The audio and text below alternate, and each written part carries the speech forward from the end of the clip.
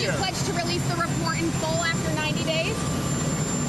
Yes, that's unless there's something I'm unaware of. The U.S. side does not care about facts or truth, nor is it interested in serious scientific origin tracing, but wants to use the pandemic to engage in stigmatization and political manipulation and to shirk its responsibility. The data disproportionately stacked up as we investigated that it was coming out of a lab or some supernatural source. To say this came out of a zoonotic situation is sort of ridiculous.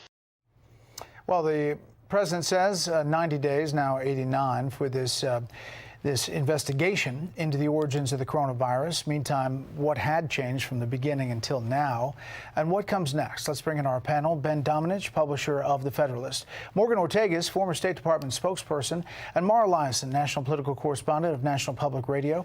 Morgan, we should caveat, obviously you were part of the Trump administration back in those days.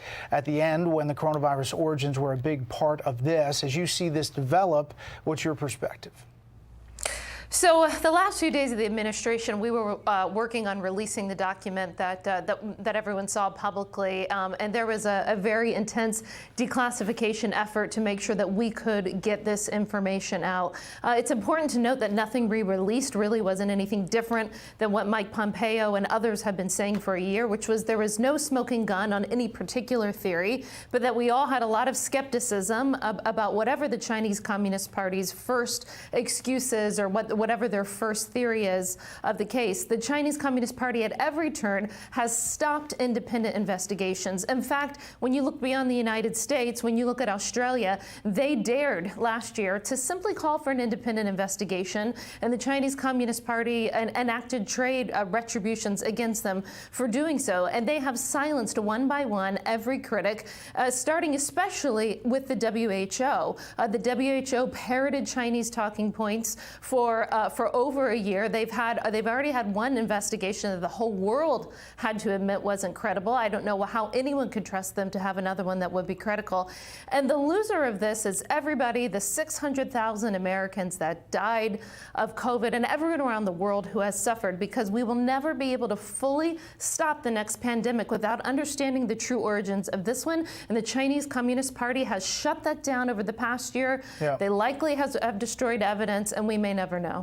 At the beginning, when the administration, the last one, put out that white paper, Mara, obviously there was a lot of talk of that being a conspiracy theory and where the media collectively was. Take a listen. The Wuhan Institute of Virology was made famous by these Trump officials who alleged, without much concrete evidence, that the COVID virus leaked from the labs in its facility. Certainly pinning something on China that would be a made-up but politically opportune development is something he would love to see. The World Health Organization says this lab leak theory is extremely unlikely. That office said they weren't sure yet, that they were still investigating it, and so the president's winging it, just like he wings it every day on China. I think the conclusion at this stage is that there are an awful lot of people with a lot of theories and not a lot of evidence. And it seemed to jump on. Now there's this kind of change in that a lot of people are saying, well, they were saying it was a bioweapon. That's not what was being said at the time. No. The two theories that have been around the whole time was, one, that it was some kind of animal-to-human contact, maybe in one of these Chinese wet markets where people buy certain kinds of wildlife, or that it was a lab accident where there was a facility in Wuhan that was investigating, researching these kinds of viruses. The problem is that the Chinese have not been cooperative. U.S. officials have testified to that in both administrations. They haven't been transparent, so it's going to be really hard to figure out the origin of the virus. But we do know that the Biden administration, after kind of saying that the WHO should be the lead investigator on this, has changed its mind. And now Biden has given the intelligence community 90 days to see if they can figure out if it was animal-to-human contact or a lab accident. Those are the two theories they're pursuing. I think they changed because there's perhaps new evidence. We had that Wall Street Journal story about 3 researchers who got sick. But that was in the white paper put out by Morgan and the Trump administration. Yeah. Well, I think that they just feel that there's more likelihood now that it might be a lab accident. They want to see if they can figure that out. Yeah, as they should. Well, here's the next question: is if it comes to pass, Ben, what the punishment should be. Take a listen. Would the president seek to punish China? We're not going to go there just yet. We have to go through the 90-day review, and once we have the 90-day review, we'll be able to reassess. We could take away their most favored nation trading status, one of the things they covet most. We could revoke their status at the World Bank, in which they get special loans from the World Bank. We could take away all of the visas of Chinese Communist Party officials and their children, who they love to send to American schools. It seems pretty far-fetched to think that the Biden administration is going down the Tom Cotton road, no matter what they find at the end of 90 days, Ben. Regardless of whether you agree with Tom Cotton's approach or not, I happen to in this instance.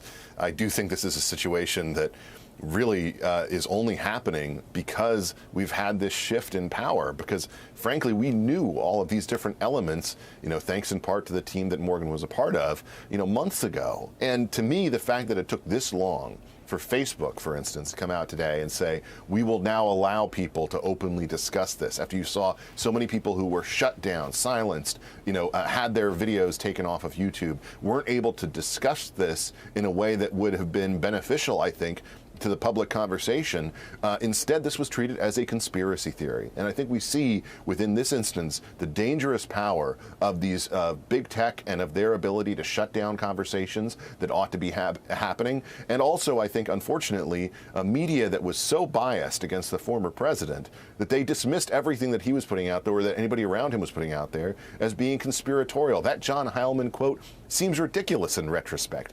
This is absolutely something that we ought to be talking about, because we want to prevent these kinds of things from ever happening again in the future. Whatever it takes to achieve that, including any kind of sanctions, any kind of crackdown on the Chinese Communist Party, I think it ought to be on the table, under consideration, and we need to be honest about the way these things happen, as opposed to shoving things under the rug that may be politically inconvenient for our media and for the Democratic Party. Last thing, quickly, Morgan. We're talking about investigations. Should Republicans say, you know what, let's do an investigation of January 6th? Sorry, switching topics. Yeah, related to January 6th, I mean, I think that's an incredibly difficult one for a lot of Republican voters, because the question will be, is this going to be looked at in a manner that is fair, that looks at all of the events that happened last year? I think that Republicans are going to have a very tough time if they vote against it, explaining why. Clearly, from the PR perspective, many in the Democratic Party have been able to make that case to the American people that there should be an investigation. Those of us in Washington knows that these are often political. So if it's fair, if it's like the 9/11 Commission, if it's bipartisan, which it hasn't shown to be yet, then I think more Republicans will consider it. All right, panel, stand by. Hey, Sean Hannity here. Hey, click here to subscribe to Fox News YouTube page and catch our hottest interviews and most compelling analysis. You will not get it anywhere else.